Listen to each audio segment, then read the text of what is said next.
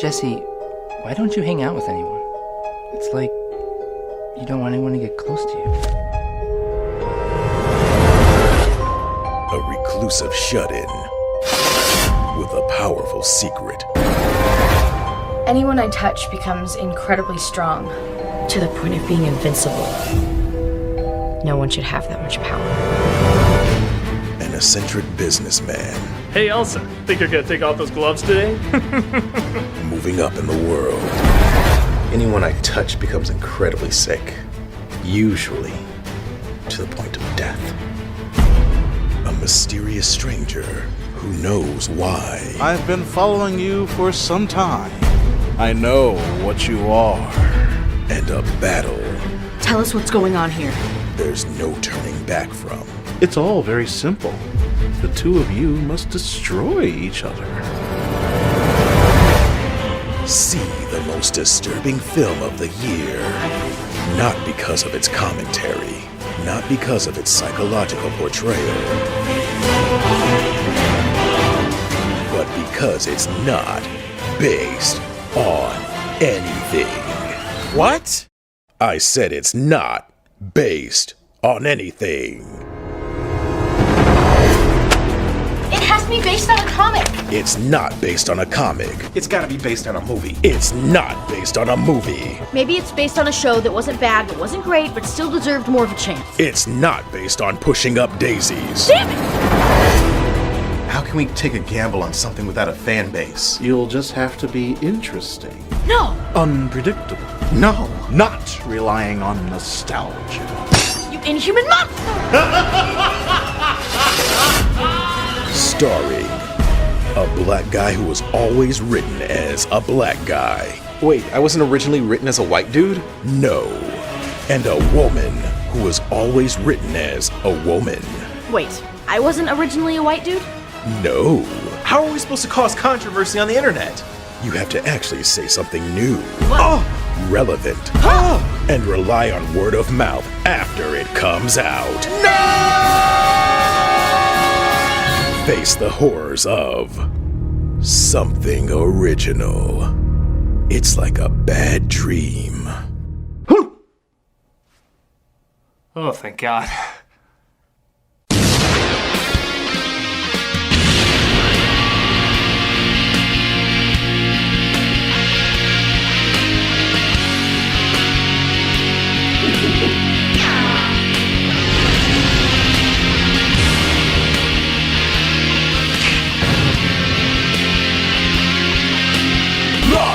Done.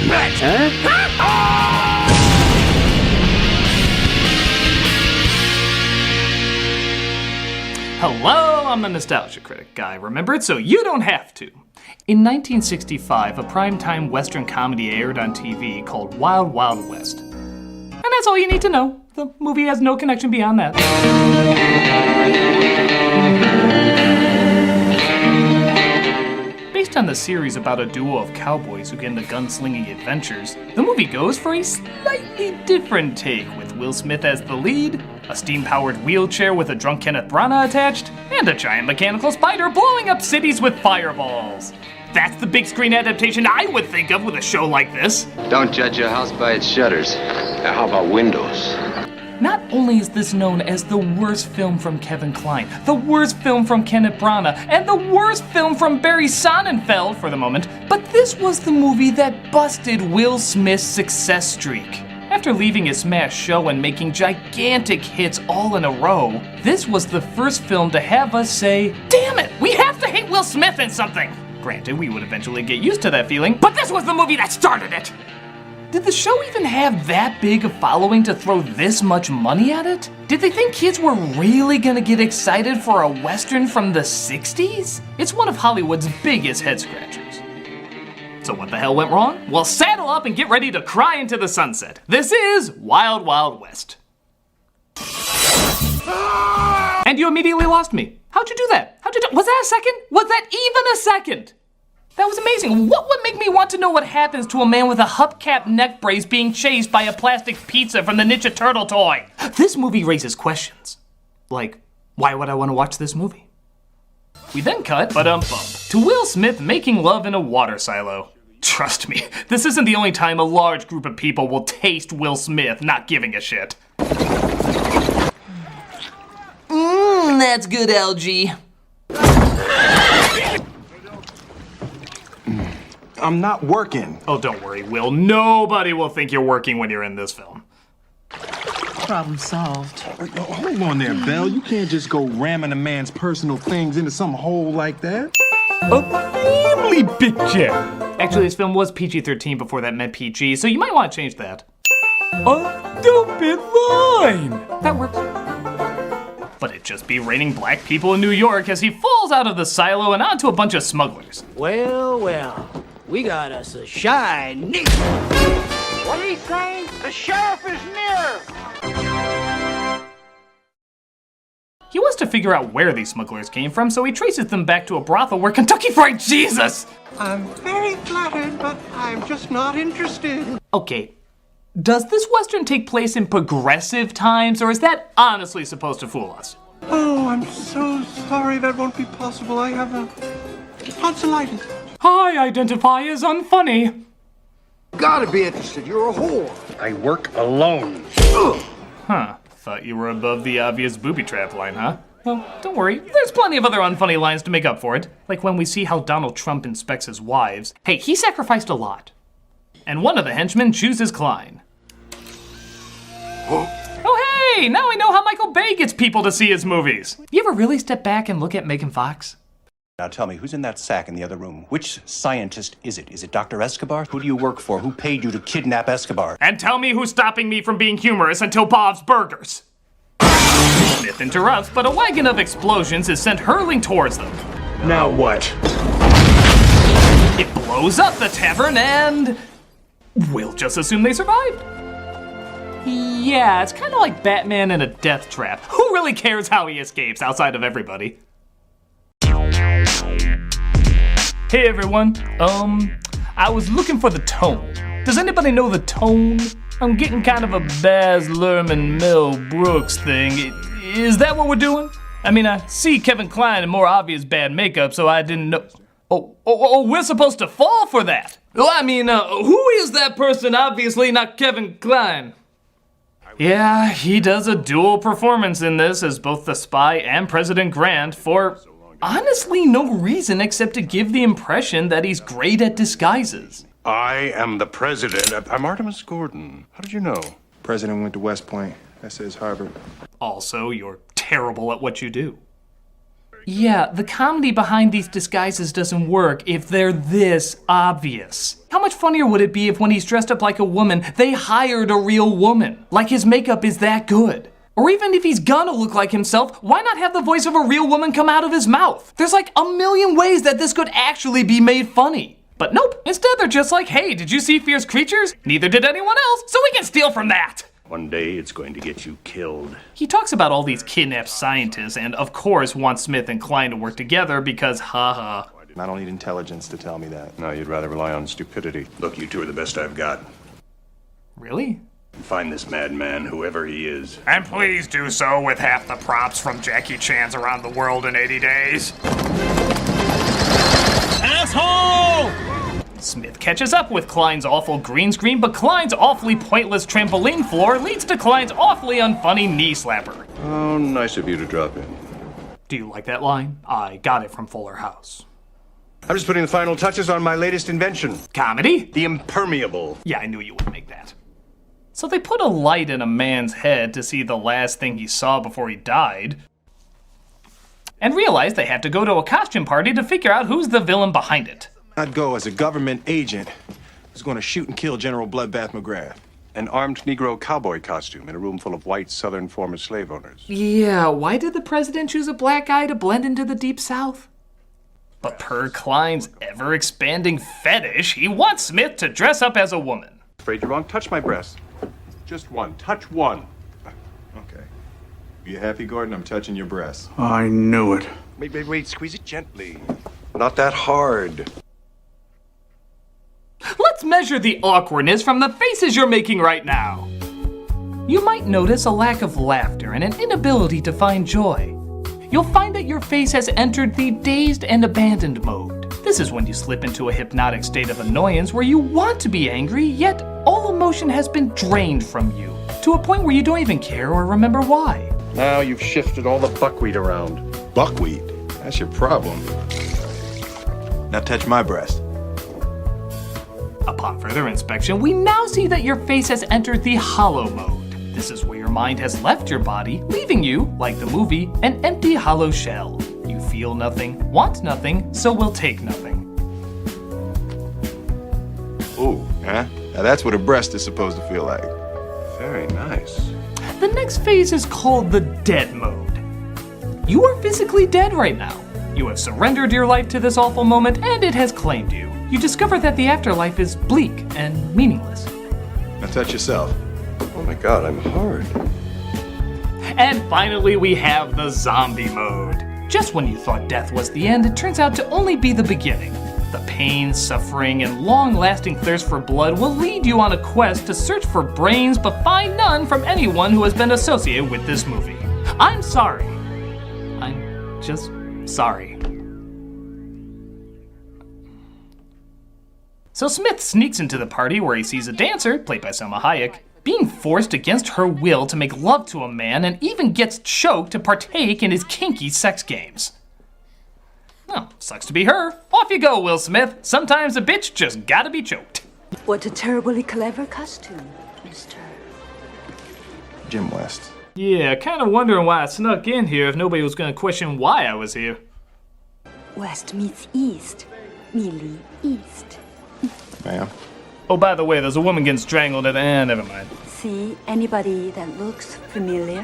Matter of fact, I do. Her name is Joke Everyone Can See Coming, where it's actually a lady this time and not Kevin Kline in drag. It's Norwegian, I think. Give our villain some credit for having arguably the weirdest fucking entrance ever seen in a Western.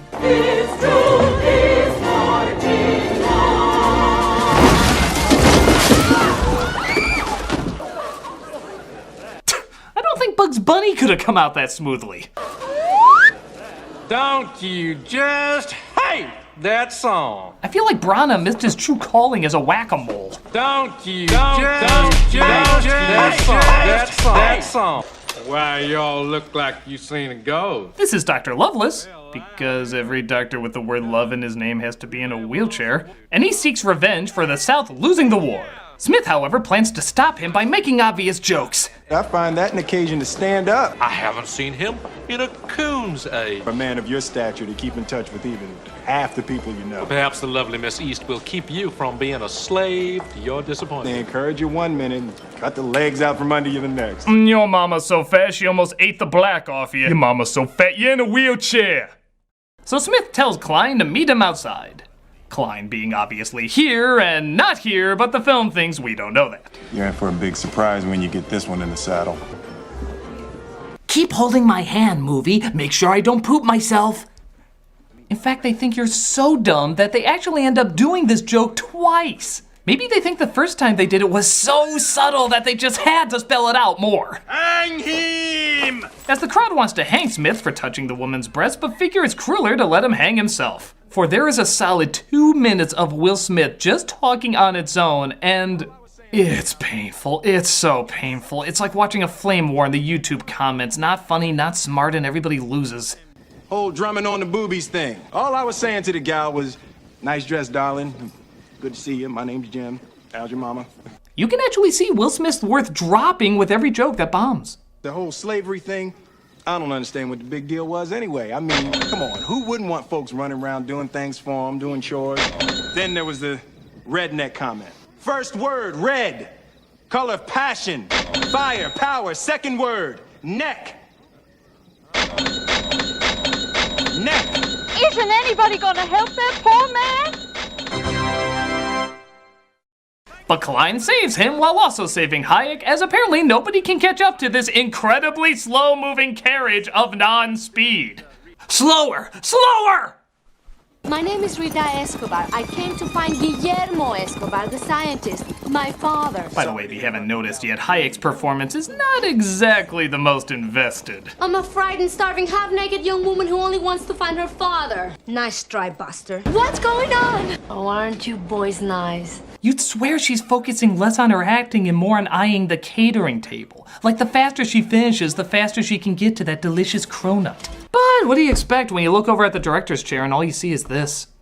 Yeah, he's off to figure out how not to work with Tommy Lee Jones. Branagh approaches his Confederate henchman, but it looks like the movie wants to kill itself as much as we do. You sawed-off sadistic bastard! You surrendered at Appomattox. So who betrayed whom? As one half of Gary Oldman, both literally and figuratively, I need my evil to outweigh my practicality.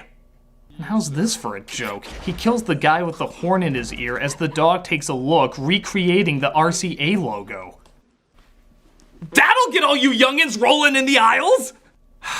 Every minute this movie brings a new sigh I didn't know I could make.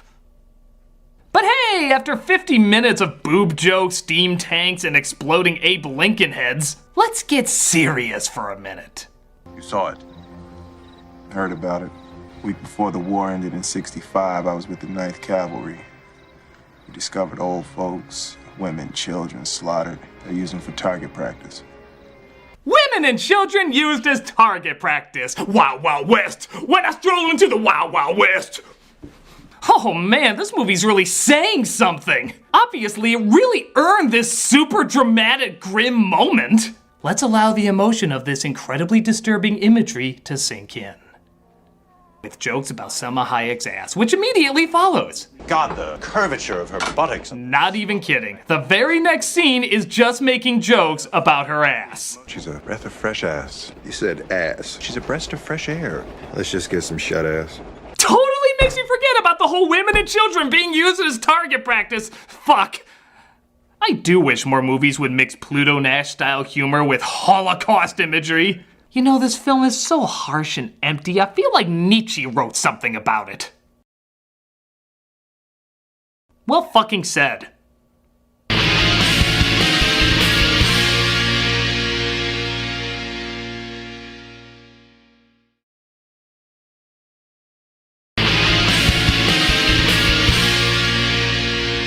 So it looks like Branagh's train tries to attack our heroes. But Hayek, being quite the whiny little crybaby, uses the gas ball to accidentally knock out Will Smith. Jim.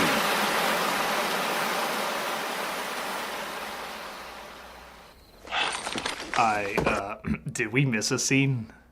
What a marvelous train. You don't mind me borrowing it, do you, gentlemen? Aside from a lack of wheelchair access, I find it a most comfortable way to pass the long miles from here to my laboratory. Yeah. Try monologuing before the train leaves. I'm not sure how much of that they're gonna pick up. And then I will take this side and that side. Here you go. Sounds the pineapple. So like before, a buzzsaw flies towards them to try and take their heads off. And here I thought those collars were used to stop them from chewing off any more scenery. They outrun the saw, but the magnets seem to go haywire in their collars.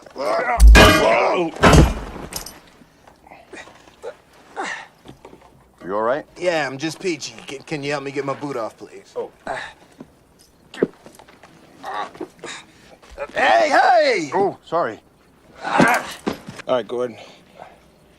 I'm gonna undo your belt. I'm gonna run as fast as I can that way. You run as fast as you can the other way. Let me make sure I understand your plan. You're going to run as fast as you can that way, and I'm going to run as fast as I can that way. So, was there anybody left in the theater at this point? Was there any one person who was like, I want to see where this is going? I put my trust in this, that this will lead somewhere worthwhile. Even the insects who eat off the theater floor are like, hey, where'd all the people go? Yeah, there's usually more food on the ground than this.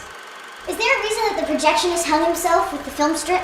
Could it be that this movie has something to do with it? I don't know. Let's watch. Gordon, I think you need to calm down. I can't be calm. No. I'm the master of the mechanical stuff, and I have to help you. You, the master of the stupid stuff.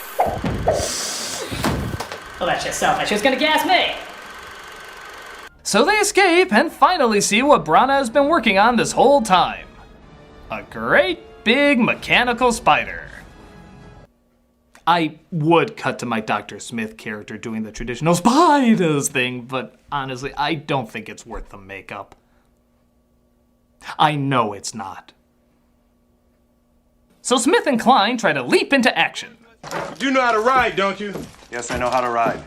A horse. Yes, when the situation calls for something primitive. How about now? There's a gigantic spider stomping toward our president. And in that very moment, right after saying that line, Will Smith realizes, I said yes to the script. Look at his face. You can totally see it in his eyes. You fucked up, Will. The spider makes its way to the president with Brana steering it. Good Lord. That is the stupidest thing I've ever seen.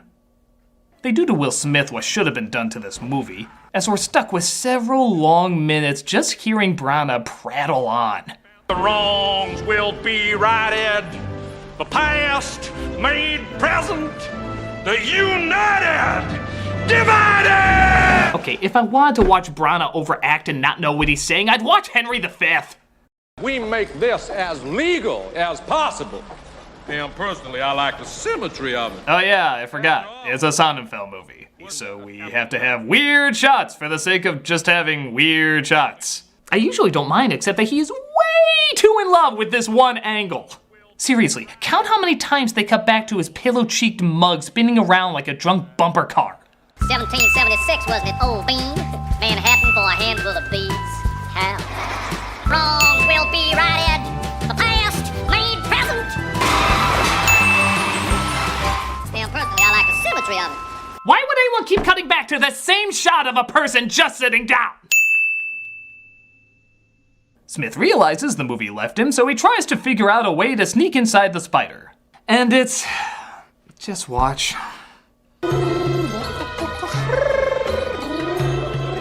Yup, a very select number of nightclubs are made very happy right now, while everyone else watches in awkward discomfort.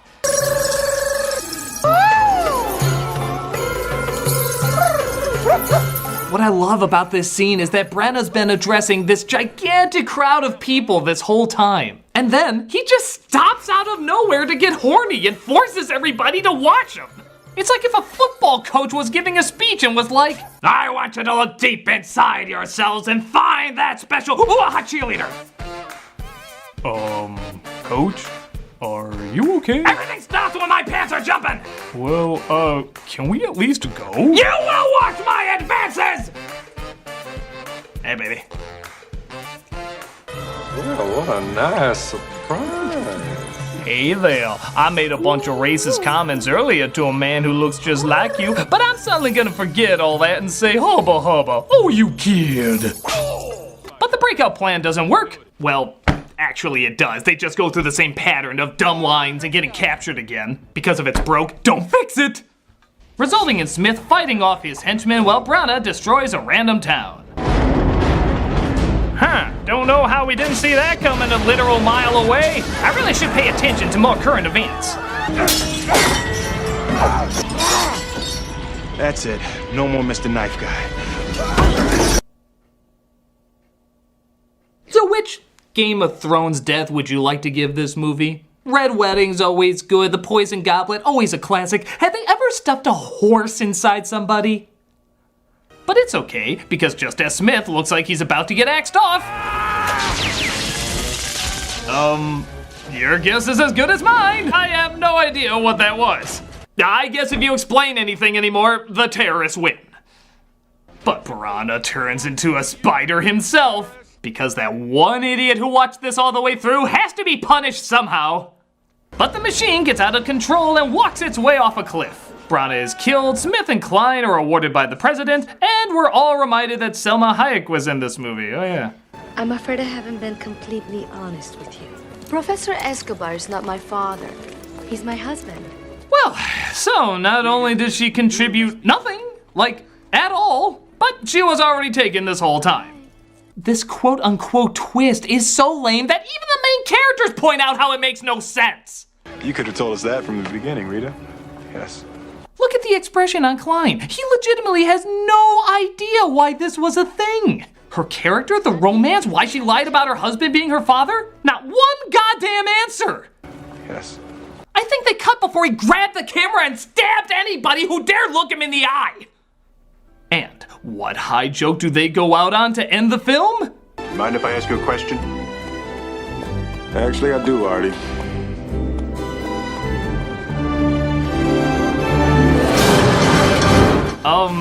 I'll share it with you when they actually give one. Comedy!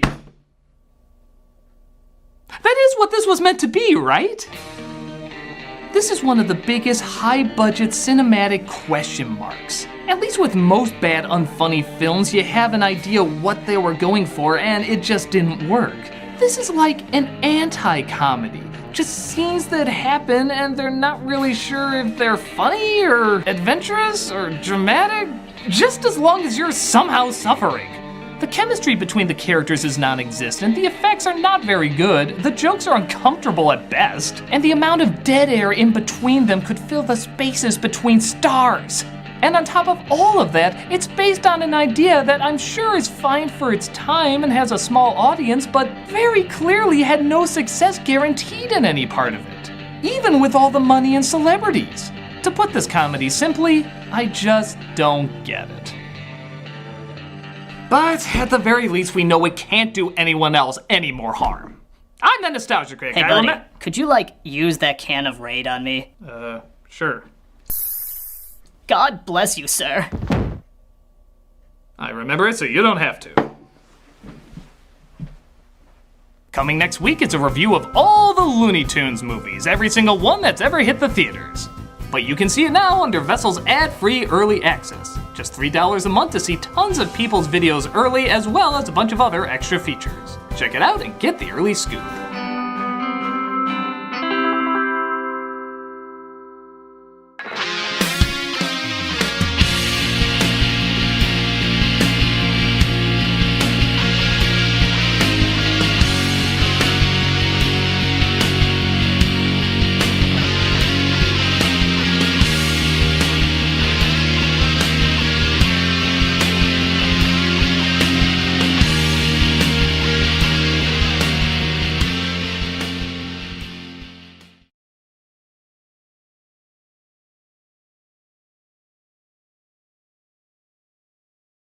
Hey, Doug Walker here doing the charity shout out. This week we are doing the Starlight Children's Foundation.